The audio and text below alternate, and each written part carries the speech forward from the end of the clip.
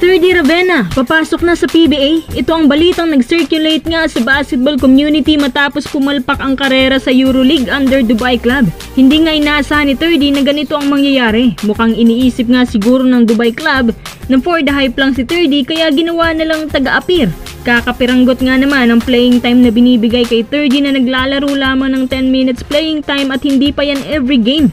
Dahil sa fallback na ito, susubukan raw ni 3D pumasok sa PBA na sigurado naman ako na pag-aagawan nga sa upcoming PBA draft.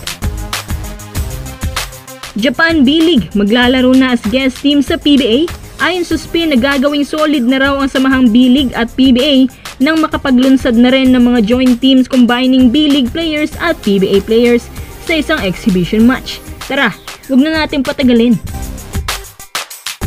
Ang rising star sa B-League under Sun and Neo Phoenix na siyang pinakaunang Filipino collegiate player na tumungtong sa Overseas League ay inoferan ng isang basketball club na di hamak mas malaki pa sa lahat ng liga na napasukan niya. Ang Dubai Basketball Club ay isang team na under sa umbrella ng EuroLeague na originally ay isang ABA League. Bigatin kung pakinggan, pero sa kasamang palad, si 3D ay ginawa lamang pain para kumagat ang mga manonood doon. Kung saan kasi na may Pinoy na player, doon din naka full support sa buong team ang mga Pinoy fans. Debut game niya dito, siya ay nakapagtala ng 10 points sa loob ng 16 minutes playing time laban sa Croatia. Bali sinubukang obserbahan ng club na to kung gaano katotoo ang mga nababasa nila tungkol sa athleticism niya. Alam naman natin na pang extreme dakdakan ngang estilo nito si 3D na parang wala ng bukas. Pero sumunod ang mga nangyari, halos hindi na nahagilap si 3D sa court kaya panay reklamo na ang ilang mga Pinoy fans doon. Sa loob ng isang taong pananatili ni 3D finally, may isipan na ba ni 3D na pumasok sa PBA? Malaking fallback nga ang sinapit na 3D sa ABA League at meron po siyang dalawang option sa kanyang karera. Una ay ang bumalik sa B-League. Kay 3D na mismo galing na wala naman patutunguhan ang paglalaro niya sa EuroLeague dahil wala daw siyang playing time doon. Naghihintay lang naman siya na matapos ang kanyang 1-year contract sa Dubai Club. Kaya naghahanap na siya ngayon ng mapapasukan para magtutuloy-tuloy ang kanyang development. Pero kung wala pa ring B-League or kahit KBL, PBA na nga ang huling option ni 3D kung ayaw niyang nakatunga nga lang gaya ni Renz Abando. Hindi nga rin masyadong sinuwerte ang karera ni 3D sa labas dahilan upang makapag-isip-isip na ng another option kahit ang PBA ay hindi isang malaking opportunity kumpara sa basketball career sa labas. Pero kapag napunta naman siyang malalaking teams, masusunod pa rin ang sahod na gusto niya.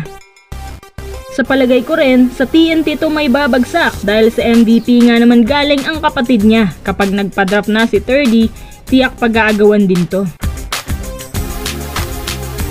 Japan B-League handa nang makipagkasundo sa PBA para maging official na kapartner sa rebuilding ng B-League. Ang Japan B-League kasi ngayon nagkakaroon na ng malalaking plano kung paano mas mapapalawak ang basketball community at eventually makapanguha din ng legit PBA players. Lately, ayon kay Korean Bake na ang B-League nga raw ay magiging pangalawa na sa biggest league sa buong mundo sunod sa NBA.